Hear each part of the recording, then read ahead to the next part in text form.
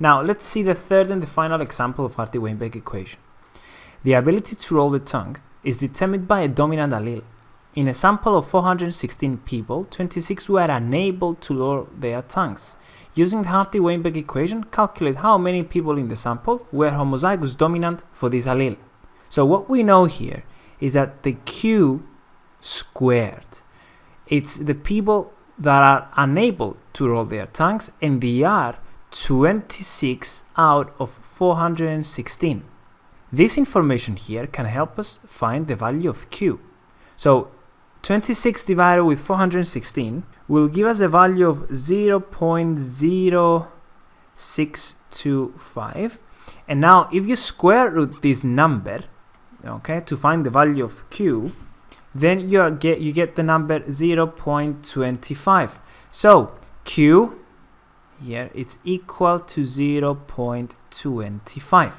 Now the exercise wants us to calculate how many people in the sample were homozygous dominant. So the exercise wants us to find the P squared, but not just the frequency. It wants us to find the number of people, how many people. So what we need to do first is to calculate the P squared.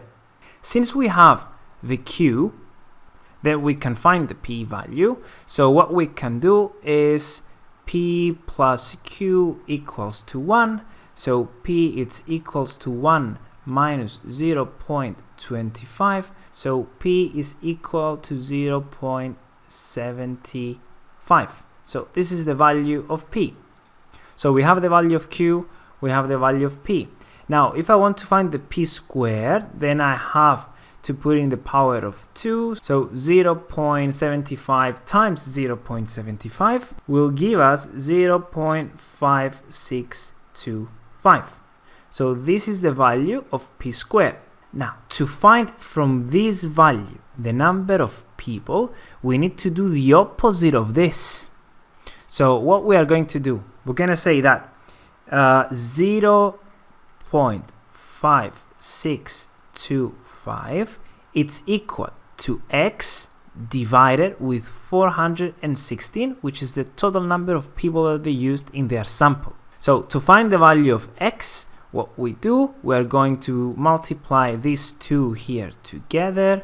So x equals with 416 times 0.5625, and the value of x is 234. So these are the number of people that have the homozygous dominant genotype.